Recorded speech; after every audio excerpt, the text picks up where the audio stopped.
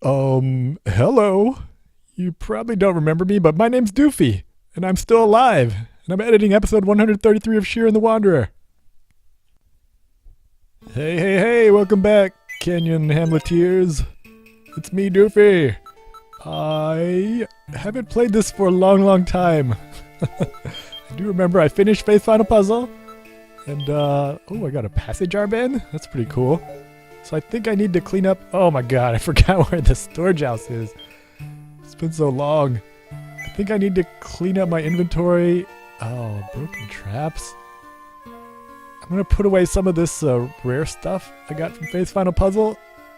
And, it's so long since I've actually played a game and talked.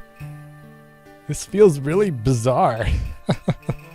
Oh, well, I'll get the hang of it again. Don't you worry. I think I need to clean this place up. Yeah, I'm going to try to clean up my storehouse a little bit. And maybe I'll be able to tell you a little bit about what has happened. I can't leave everything on the ground like this, though. Look at this. This place is a mess. Cursed rice ball? Why would I save? Oh, it's from my Faith's Final Puzzle runs. So I probably stuck them in a storehouse jar, trying to ID it. So get rid of that stuff. Yeah, I definitely need to clean this place up. There's one empty space in my walrus jar. I'd have to kill it.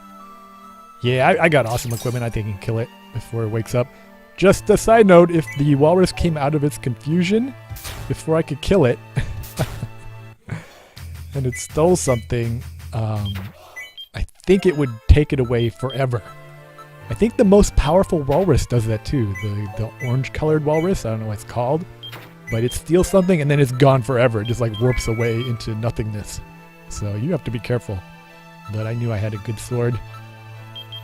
All right. Lots of herbs of victory. I think I'm just gonna try to tidy up a little bit here and tell you real briefly about what has been going on. Depending on when you're watching these, maybe not much time has passed between now and the previous episode. But as far as me playing, I last played this game like 4 months ago. So it's been a long time. It feels a little weird actually to talk while I'm playing a game. It's been so long. Last time I played a lot of games was in November during my gaming orgy.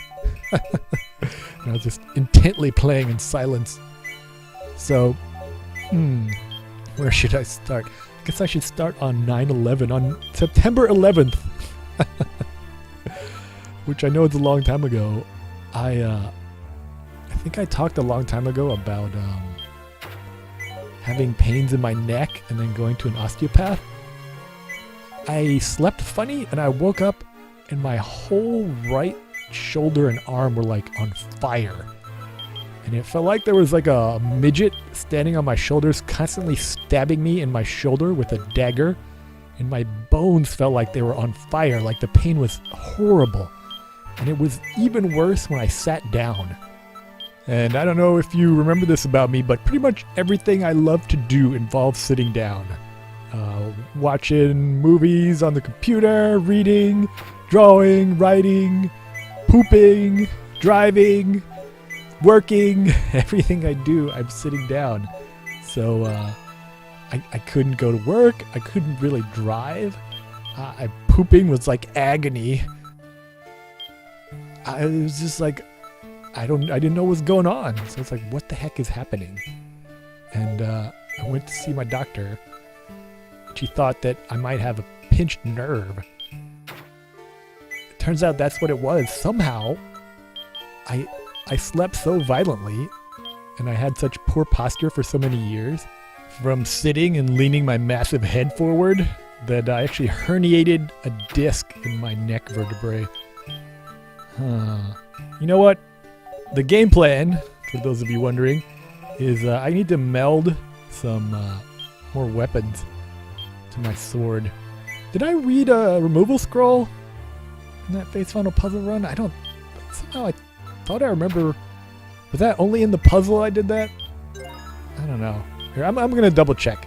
Because if I can get a removal scroll, that will make some of these dungeons even more easy. I plan on just powering through them, so It's not going to be super duper exciting, but at least there should be a lot fewer critical turns, which means fewer interruptions to my thrilling tales of intrigue. I'm turning into... Oh, yeah. So it says invalid. That means that I never actually read a removal scroll, or a scroll of removal. So I'll try to do that before I get to Ravine of the Dead. So yeah, somehow my disc slipped in my neck between C6 and C7, and my neck muscles tightened up, desperately trying to prevent my nerve from like rubbing against that part of the disc sticking out. And finally, I slept weird one night, and I guess my neck muscles just gave out, or the disc popped all the way out, or something happened. And it was just intense pain like I've never felt in my life. So I was just like lying on my back all day for literally months. I took 2 months of sick leave. I'm glad I saved it up. And I found a good neurosurgeon at MedStar Hospital in Georgetown. So had to get some surgery. Cyberman, what do you need? Maybe I'll try to level up Cyberman a little bit. See what he wants. Herbs, eh? Let's see if I've got any. Oh, doesn't like cursed herbs. That happens whenever the Borg mammal gets shot with an arrow. He thinks you're throwing something to it. So you get that message over and over. Which technically it's correct. He's right that it's not right that you would shoot an arrow at an adorable little bouncing Borg mammal. But it is kind of a pain. So I'm going to go find out. Oh, hey. Sexy blinded lady. It's been a long time. What's going on? Sure, you can come along with me. It's been a long time since Oh, she immediately runs off with Cyberman. See, it always works when you bring a cute puppy with you in the park. Ladies always come, but then they just run off with the puppy. They're not really interested in you. Just you and me again, Pants Weasel. It was us for a long time in that dungeon. I'm desperately in need of the touch of another human hand. Not you, though. Surely Ori will be impressed now that I've finished Phase Final Puzzle. If I can just... Hey! So you still going out with Ketchy, are you? Sure. Ketchy does things with its fingers that make me feel like no other man has. Alright, that's too much information. Just wondering, because, you know, I just beat Phase Final Puzzle. Psh, Ketchy did that like 20 years ago. He is just amazing and bad. He like uses 2 fingers and his thumb and grabs onto me like a bowling ball. He calls it bowling for poop. Okay, that's too much information for you. I just wanted to know if you're available. All right, I get it. You guys are very happy. Just wondering. Pants Weasel foiled again. So hey Cyberman. I think that power up is an homage to Altered Beast, which was the old pack-in game for the Genesis. We used to beat that over and over and over, me and my friend in middle school. Oh, my favorite monster is the bear with halitosis. And the power is just to make a giant fuzzball. Oh yeah, or you know what else is pretty easy to beat? Life Force. That game is really easy. Gradius was super hard. Like if you died, it was like almost impossible. You had to like make a perfect run. Otherwise, it was pretty difficult to beat the game. But then for the sequel, I don't know what they were thinking, but they made Life Force incredibly easy to beat. Also, my penis. I'm never gonna get her. Darn it. Ketchy's always 2 steps ahead. So anyway, what was I saying about my surgical adventures? So I went to the neurosurgeon at Georgetown, and he tested my reactions and my strength, and he realized that I pretty much lost all the strength in my right arm, and he was worried it was going to become permanent because that nerve signal wasn't getting through. So he said, like, you need surgery, like, as soon as possible. So I guess long story short, he cut open my neck and drilled a hole in my spine so that nerve could slide around. And it took me a while to recover, but the pain is so much better now. Like, I barely feel it at all. I'm almost back to, I'd say like I'm at 80-90% of where I was. So I'm very grateful and thankful to the medical staff at Georgetown MedStar Hospital. You guys are amazing, everyone. So nice. And I don't want this to become one of those like a blog of like an old man telling you about all of his ailments and surgeries. And back in 97, I got my second knee replaced. No, this is not going to happen, but it was a pretty big deal. I was just, throughout the whole thing, I was so thankful. I know it's kind of like a douchey humble brag thing to say, but I felt so lucky that I lived, I don't know, that I had health care and I had access to high quality doctors. That I had a job where I had tons of sick leave. Like, any one of those things, if it hadn't been true, it would have really screwed up my entire life. So I feel very fortunate and lucky. Once again, dumb luck has fallen upon Doofy Doo. At some point in this talkthrough, I'll probably finish the story of my life. I think in that long Boopoo's Cave run, I'm like to the Nintendo 64. I'm like in college or something. You're going to hear about some of the ridiculously lucky things that have happened to me in my life. It's kind of embarrassing almost. But this is another one. I just happened to, I don't know, solve this so in a way that it seems to be gone. And it could have been really horrible. Hey there, it's the man with the magic hands. You got to teach me that bowling for poop move.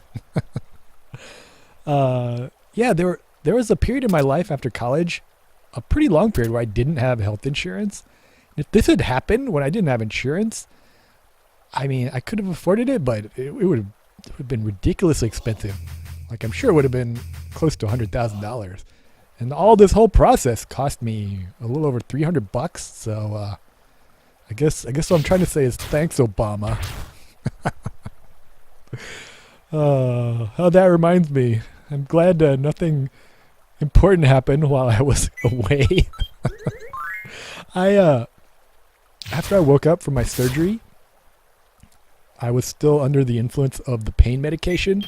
This was like the middle of the night. Oh, this was like a in and out sort of outpatient surgery. Like, I didn't stay at the hotel at all. It's a really small incision, so it sounds really serious, but it actually wasn't a huge big deal. I didn't choose to have like the fusion surgery where they like fuse two of your vertebrae together. I thought that was too serious. So they just kind of like cut a little piece of my spine off and then drilled that little foramen hole a little bigger and got rid of the part of the disc that was sticking out so that my nerve could slide around easily. So I went home pretty soon, but I was still kind of a little groggy from the pain medication. I woke up in the middle of the night on election night. And I did go out and vote, by the way. Luckily, I lived just a couple blocks away, so I was able to hobble over there and vote.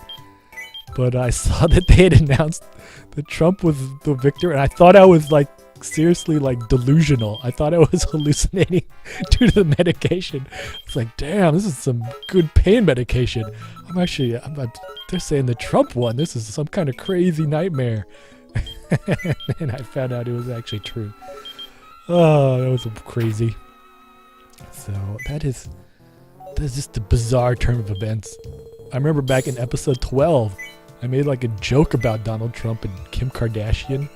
And now he's like the most powerful man in the world, sort of.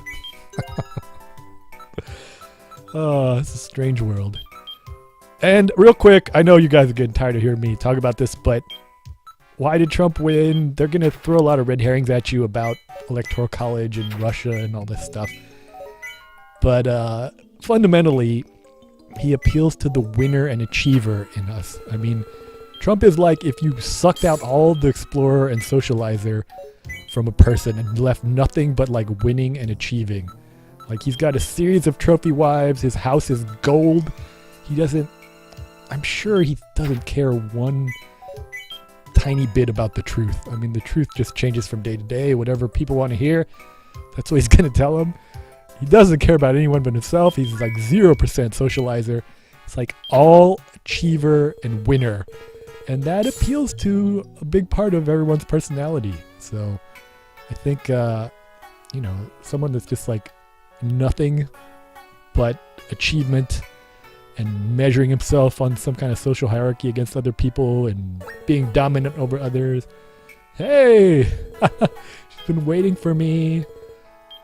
Oh my goodness. Alright, I gotta make some room. She's gonna give me something. Oh my goodness, this is the time we gotta ask her out on a date. As soon as she gives me this.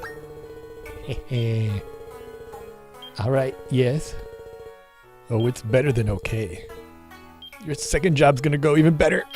Oh, a katana +3. This is my moment, Pants Weasel. Blacksmith's apprentice. Yes, Shiren?